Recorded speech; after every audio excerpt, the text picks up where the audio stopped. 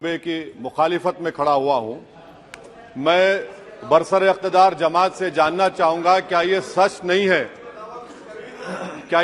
नहीं है कि आप ही के आदादो शुमार 75वां NSSO का डेटा ये कहता है कि 25% मुस्लिम बच्चे पैसों की गुर्बत की वजह से तालीम से ड्रॉप आउट हो जाते हैं।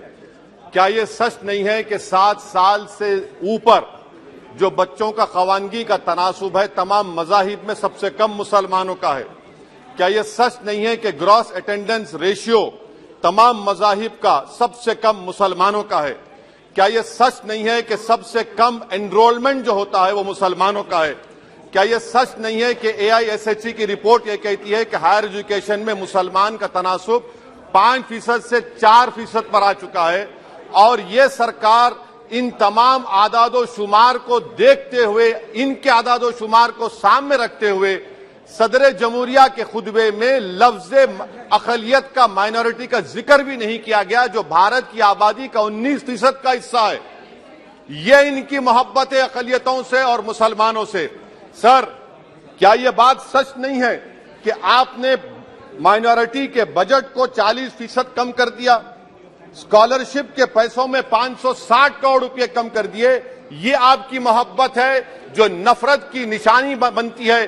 नरेंद्र मोदी की सरकार ये नहीं चाहती कि अक़लियत और मुसलमानों के बच्चे तालीम याफ्ता होकर इस देश को मजबूत करें।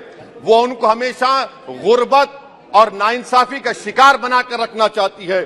सर, दूसरी बात इसमें यह है कि आज अक़लियतों को मुसलमानों के ताल्लुक से कोई महीना ऐसा नहीं जाता जहां पर उनको जान से मारने की धमकी नहीं दी जाती।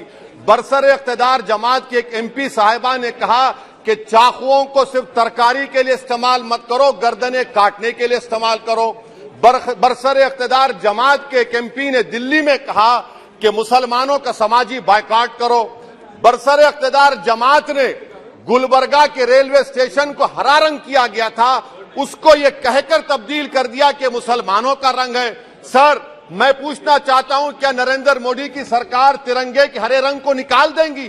क्या हरा रंग मुसलमानों का है? क्या नरेंद्र मोदी की सरकार खरबूजे पर पाबंदी आयद कर देगी और देश की जनता से कहेगी कि नागपुर में आपके हेड ऑफिस में उगा हुआ सिर्फ संतरा खाया जाएगा? सर, नारी शक्ति की आप बात करते हैं तो बिल्किस बानो अगर मुसलमान नहीं होती तो बिल्किस बानो को इंसाफ मिल जाता। 20 साल से बिल्किस बानो लड़ रही है, मगर उसका नाम बिल्किस बानो है। आप इंसाफ नहीं करना चाहते बिल्किस बानो से। ये नारी शक्ति आपकी है। पसमानदा मुसलमान से आपकी मोहब्बत, दीजिए 1950 के प्रेसिडेंट ऑर्डर तरमीम करिए, दलित मुस्लिम का स्टेटस पसमानदा को दीजिए। आप नहीं देना चाहते। क्या मजहबी आजादी का उनको हक हासिल नहीं है? स्पीकर साहब, मैं मुसलमान हूं, मेरे बगैर ये मुल्क नामुकम्मिल है। मैं इस मुल्क का यरगमाल नहीं हूं, मैं इस मुल्क का कैदी नहीं हूं। मैं पूरे सिटीजनशिप की राइट को चाहता हूं और अभी चाहता हूं। कब आप बिहार के सुरजापुरी और कुल्हिया बादरी को कौमी OBC स्टेटस देंगे? स्पीकर साहब, दूसरी अहम बात मैं कहना चाह रहा हूं, चीन का जिक्र आपने किया। क्या प्रधानमंत्री अपनी जबान को जुम्बिश देंगे और चीन का नाम लेंगे? क्या आप चीन को डेमचौक और डेमसांग से उखाड़ कर फेंकेंगे? DGP कॉन्फ्रेंस में चेयरमैन साहब कहा गया कि 65 पेट्रोलिंग पॉइंट में से 26 पेट्रोलिंग पॉइंट पर भारत की फौज पेट्रोलिंग नहीं कर सकती है।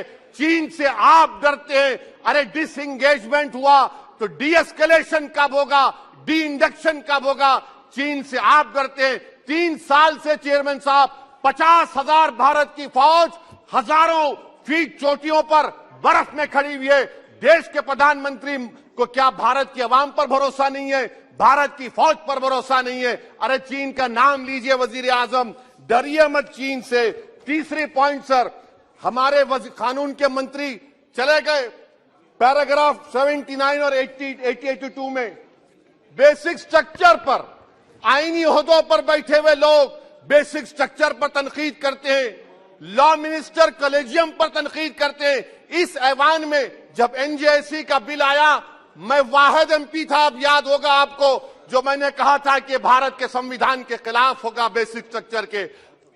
इंदिरा गांधी से सबक हासिल करना चाहिए। इंदिरा गांधी कहती थी कि जुडिशियरी मेरी पाबंद होना, अब नरेंद्र मोदी कहते हैं कि जुडिशरी मेरी वफादार होना।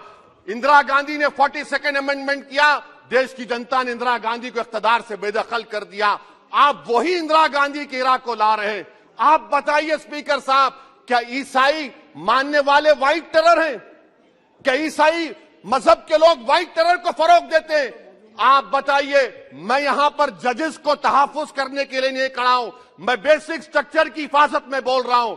मैं अदलिया की आजादी के लिए खड़ा हूं, मैं एग्जीक्यूटिव की आजादी के लिए खड़ा हूं, लेजिस्लेचर की आजादी के लिए खड़ा हूं। चेयरमैन साहब, कोर्ट का काम ये नहीं है, जजेस का काम ये नहीं है कि नरेंद्र मोदी सरकार की मदद करे। अदलिया का काम यह है कि इस देश की कमजोर और मजलूम आवाम से इंसाफ किया जाए। चौथा पॉइंट स्पीकर साहब, यहां पर एक बड़े सरमाएदार का जिक्र किया गया है। क्या यह बात सच नहीं कि कांग्रेस और बीजेपी ने ओलिगार्क्स को पैदा किया? आप दोनों ने मिलकर ओलिगार्क्स को पैदा किया। आज इसी वजह से 60% मुल्क की दौलत 1% जनता के पास है।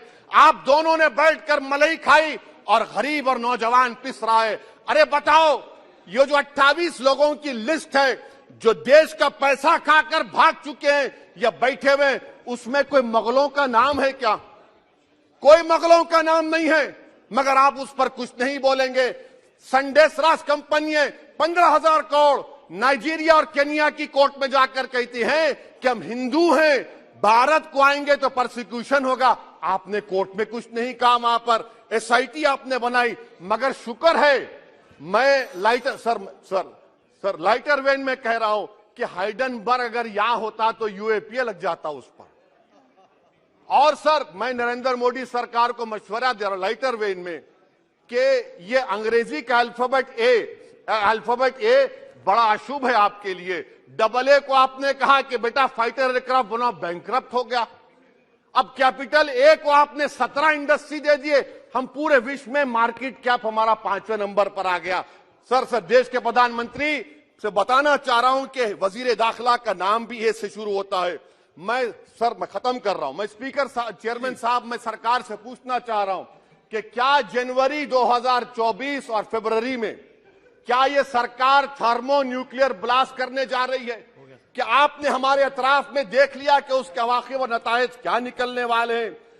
चेयरमैन साहब, मैं आपको बता रहा हूं कि चीन के बारे में क्या हमको बीबीसी की रिपोर्टिंग की जरूरत पड़ेगी, जिस तरह 2002 गुजरात के बारे में कहा गया।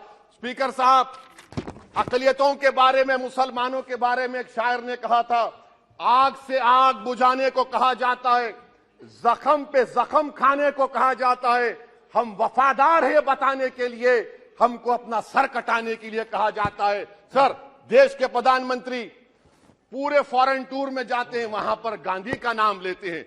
मुझे अप्रीहेंशन, खदशा इस बात का है कि इस देश में 2 बाबा कौम हो जाएंगे, एक सावरकर होगा और एक सौतेला बाबा कौम। कहीं आप महात्मा गांधी को ना बना दे तो सर मैं खत्म कर रहा हूं सर। इसीलिए मैं आपके जरिए से हुकूमत से मुतालबा करता हूं कि प्लेसेस ऑफ वर्शिप एक्ट को डिस्टर्ब ना किया जाए, मुसलमानों का अक़लियतों का बजट बढ़ाया जाए, बिल्किस बानो से इंसाफ करिए, चीन से मत डरिए प्रधानमंत्री, चीन को काट पर फेंकिए। शुक्रिया सर।